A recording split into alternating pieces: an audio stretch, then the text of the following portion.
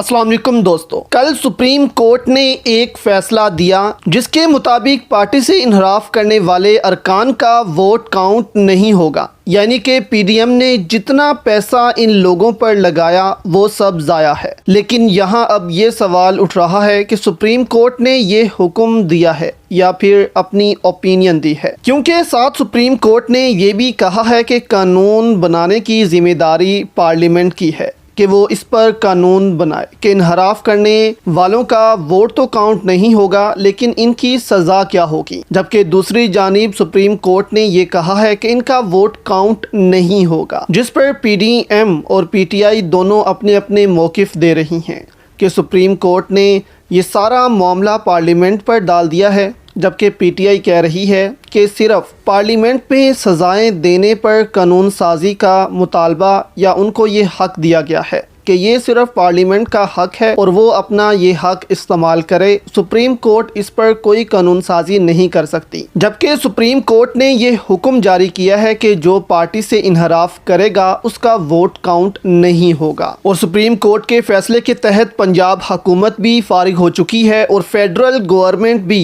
अब दोनों जो हैं वो अपनी अपनी नशिस्तें खो चुके हैं। अब इसके बाद शहबाज शरीफ जो इस मुल्क के इम्पोर्टेड वज़ीर आज़म हैं, उन्होंने हंगामी इजलास बुलाया, क्योंकि जब ऐसे फैसले आते हैं फिर हंगामी इजलास तो बुलाया ही जाता है। दूसरी जानिब हमजा शहबाज ने भी अपनी प्रेस कॉन्फ्रेंस कल मुअत्तल की और कानूनी माहिरीन के साथ एक मीटिंग रख ली ताकि वो भी अपनी हुकूमत बचा सकें पंजाब में। नहीं तो बुज़दार जिसको हटाया गया वो फिर से वापस आ जाएगा, क्योंकि उनका इस्तीफ़ा भी अभी तक कबूल नहीं हुआ था। ये भी बड़ी बातें हो रही हैं कि इमरान खान ने कहा था कि बुज़दार को मत हटाओ। ये एक साइंसा बंदा है, लेकिन जब बुज़दार को हटाया गया तो सब ने देखा इमरान खान भी घर गए, गवर्नर पंजाब चौधरी सरवर भी घर गए और परवेज़ इलाही के साथ जो हुआ सब ने देखा। और अभी भी बुज़दार गेम में डटे हुए हैं। अगर सुप्रीम कोर्ट के फैसले के तहत हमजा शहबाज की हुकूमत जाती है तो बुज़दार एज अ सीएम बहाल हो जाएंगे।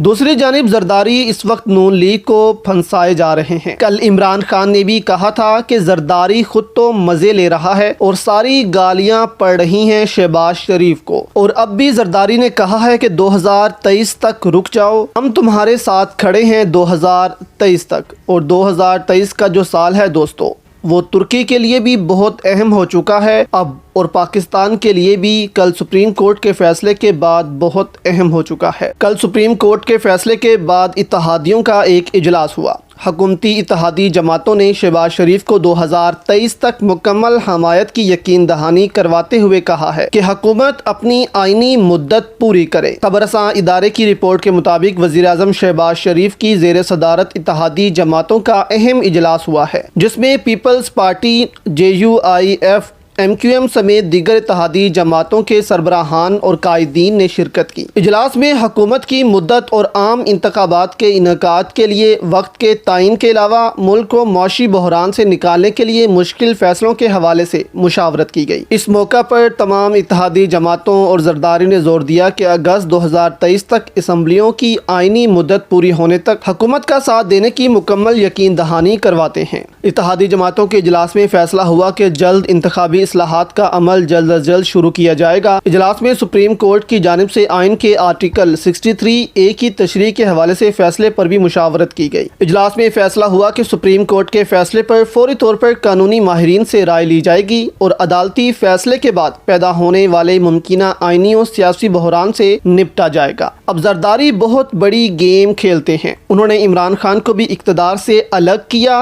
और अपने दूसरे हरीफ नून लीग को भी वज़ारत उज़्मा देकर डैमेज कर दिया। अब जरदारी को पता है कि हम जितना मर्जी कह लें कि हम एक साथ फैसले करेंगे, सब इन फैसलों के जिम्मेदार होंगे, लेकिन गालियां वजीर आजम को ही पड़ती हैं, क्योंकि वही इंतजामिया के सरबराह होते हैं। इसीलिए अब जरदारी ने कहा है कि 2023 तक डट जाओ और ज्यादा बेड़ा गर्क हो जाए फिर हम इलेक्शन में जाएंगे। लेकिन नून लीग में अब आवाजें उठ रही हैं कि फौरी तौर पर इलेक्शन की तरफ बढ़ा जाए। अब कमर जावेद बाजवा भी इस वक्त शटअप कॉल दे चुके हैं मौजूदा हुकूमत को, क्योंकि ये तेल की कीमतों की जिम्मेदारी भी فوج پر ڈالنا چاہتے تھے۔ شہباز شریف نے فوج سے مدد مانگی کہ مدد کرو ہماری تیل کی قیمتیں بڑھانے میں، جس پر اب فوج کو بھی پتہ چل چکا ہے کہ یہ حکومت کچھ بھی نہیں کر پا رہی، اس سے بہتر تو عمران خان تھے۔ تو اب فوج نے بھی مدد سے انکار کر دیا ہے موجودہ امپورٹڈ حکومت کو۔ اسی لیے تو اب امپورٹڈ حکومت کے صحافی نجم سیٹھی قمر جاوید باجوہ پر بھی تنقید کرنے لگ پڑے ہیں کہ فوج دوبارہ سے عمران خان کے ساتھ کھڑی ہو گئی ہے۔ دوسری جانب 2023 میں ترکی کا معاہدہ لوزان ختم ہونے والا ہے،